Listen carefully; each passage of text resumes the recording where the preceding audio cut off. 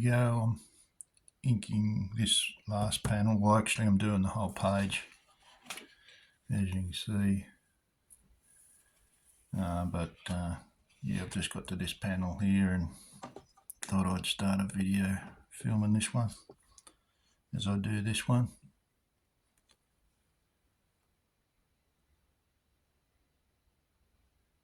Still using the brush pen, as you can see.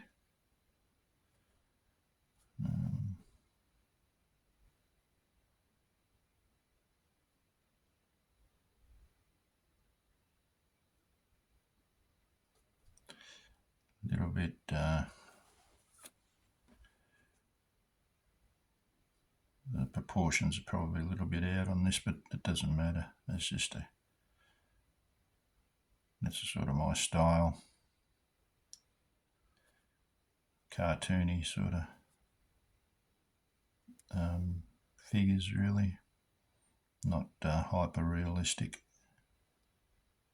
I like to keep them fairly cartoony. My comics, probably from my years of reading Mad magazine, and which was pretty much a big influence on my drawing, with Mort Drucker and Jack Davis, Angelo Torres being my favourites. I think George Woodbridge was good. Paul Coker Jr., he was quirky and good. I really liked his stuff. His pen work in that.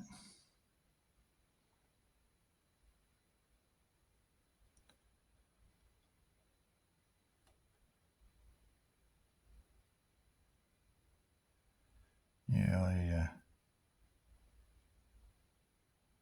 was in high school in the 70s. So I grew up during that time with the Mad magazine. I think the first one I bought would have been when I was about 12 or 13, I think. What was it? It had a picture when they made the movie Patton. Was that the first one I bought? Or it might have been the movie MASH. One of those.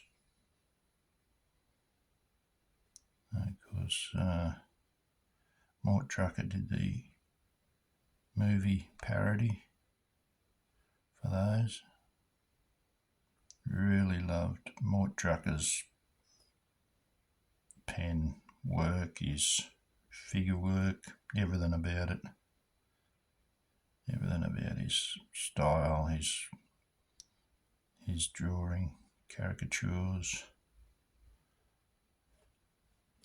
Really look forward to getting each issue of Mad magazine, and I read them the whole lot, cover to cover.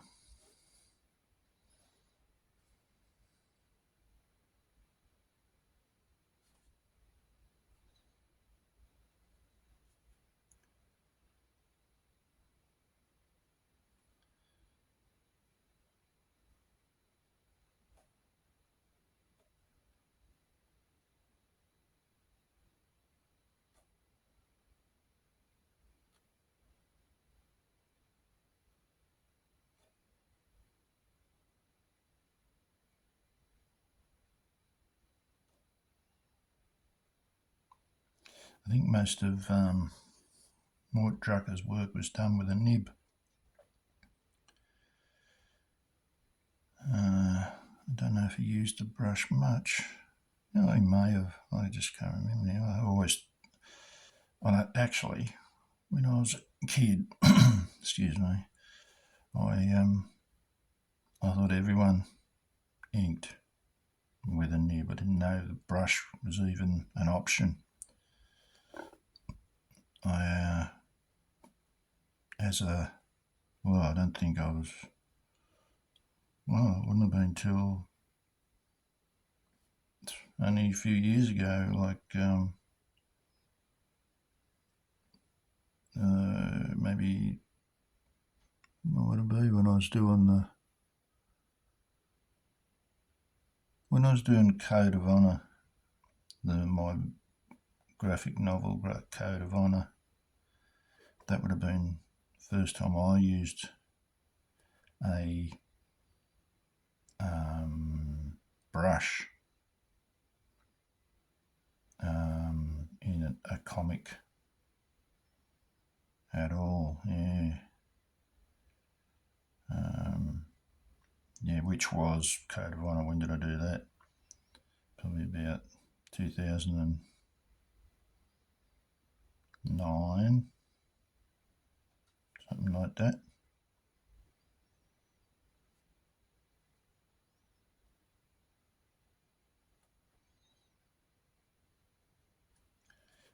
Just going to squeeze a bit of, you got to squeeze this every now and then to get the ink come down. Now it's probably come out too quick. You start to get a lot of, see, this was dry brush here, starting to go real dry brushy.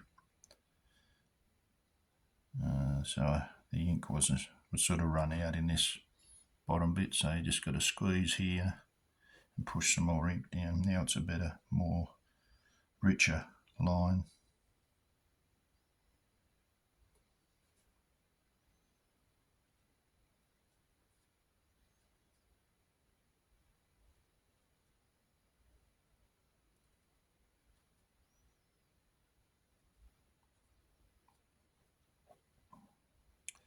Yeah, I was pretty late to find out that a brush could be used.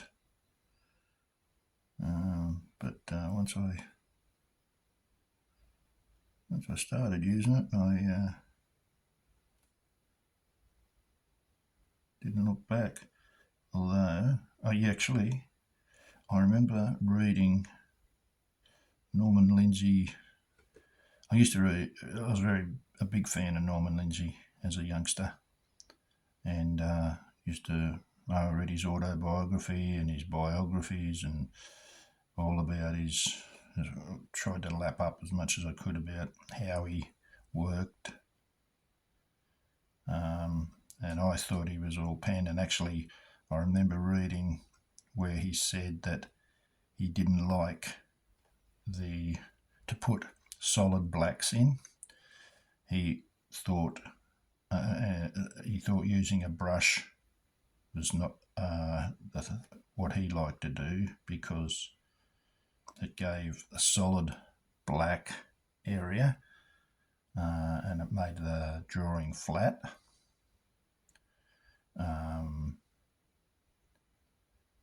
He preferred to always use a nib, and for the reason that there'd always be a little bit of white poking through, which would give the artwork, the drawing, a little bit more life, more energy, or something like that. Can't remember the exact term he used, but it was something along the lines. It didn't leave the excuse me, didn't leave flat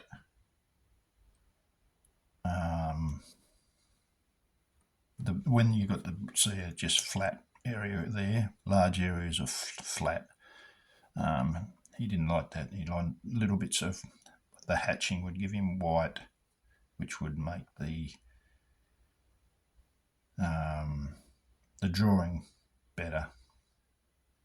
Anyway, that was what he thought. So I went along with that school of thought as well for a long time. There was other lot of artists that did use it back then. David Lowe would have used a brush with his cartooning.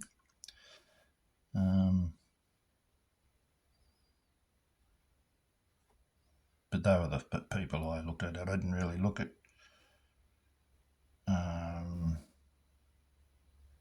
comic artists for my inspiration. Norman Lindsay, of course, was a fine artist who drew comics and who drew cartoons and editorial type stuff.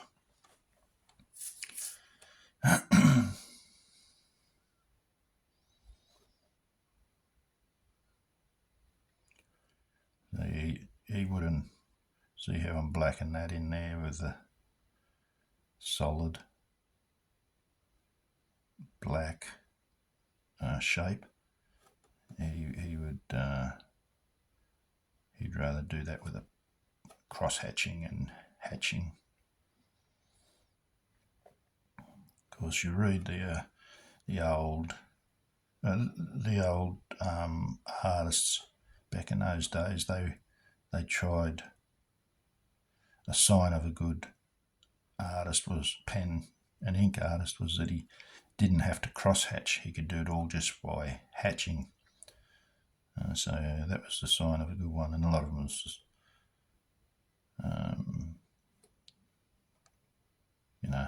that's what they'd try and push, that they were a good artist and they didn't need to cross hatch.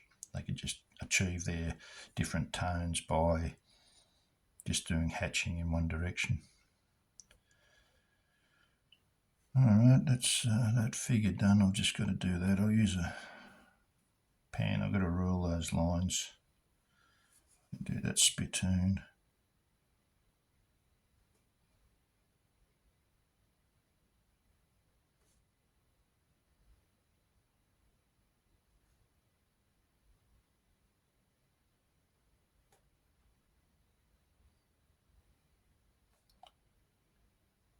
I should have got some reference for that. I think that's basically what they look like, spittoon. I should have got some proper reference for that.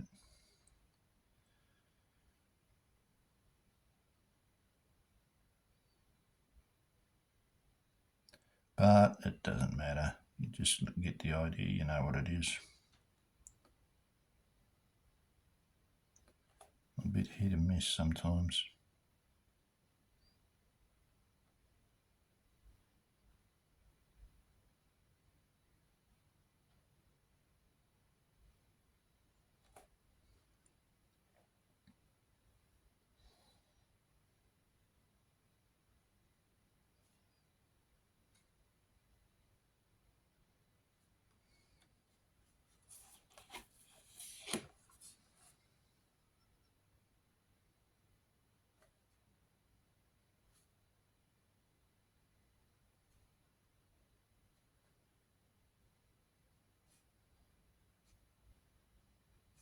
I don't mind these, if I can do it, if my hand's nice and steady, if I can do a nice freehand line, I prefer the look of that to a ruled line. A ruled line looks too mechanical. I like to have my lines, if I can. Yeah, you'll notice it when I use a ruler. It's pretty, because of these, it stands out pretty obvious.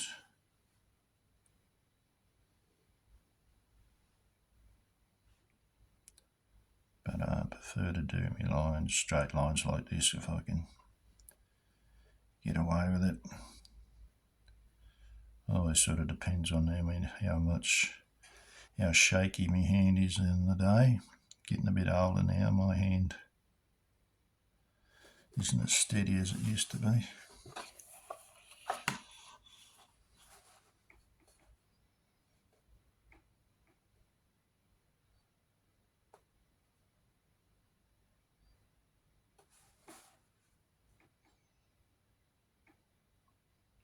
This is the panelling on the front of the bar.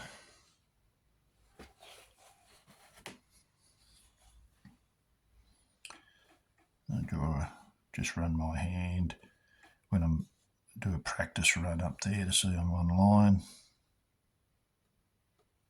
Just try and got my elbow and forearm on the on the board, and just try and pivot from the elbow.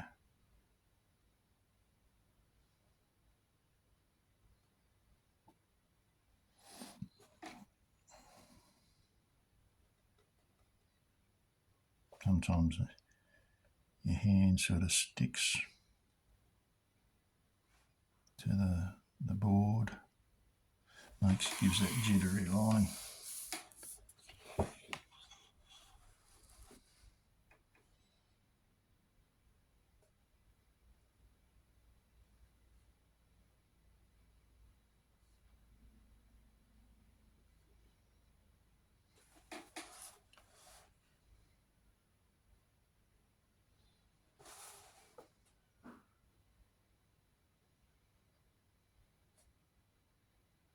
It's good these are just short little bits there, makes it easier to do.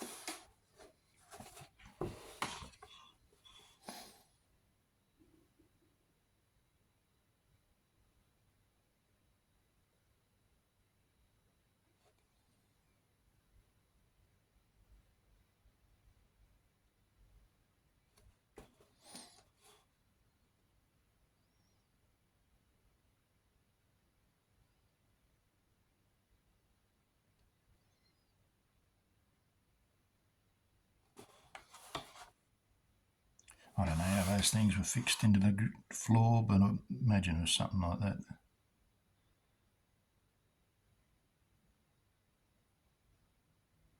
I don't think anyone really cares.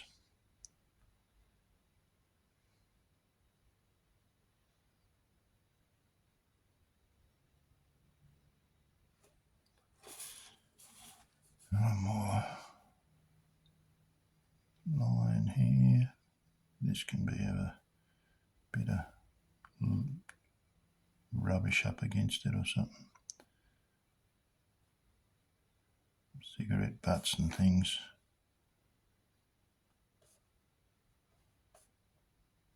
I haven't put the circle around me number 14. Okay, back here.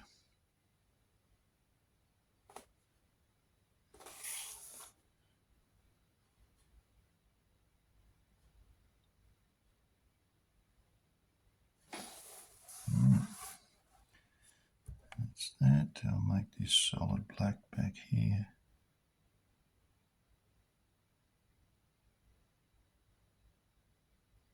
I'll make it hatching for now.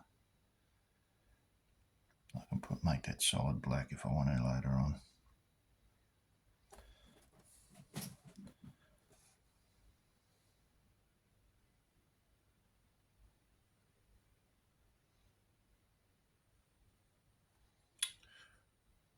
Okay, that's the line work done there. Oh, I've got to do that gun. I'll be able to do it. That's a pretty big one. I should be able to do most of that with the brush.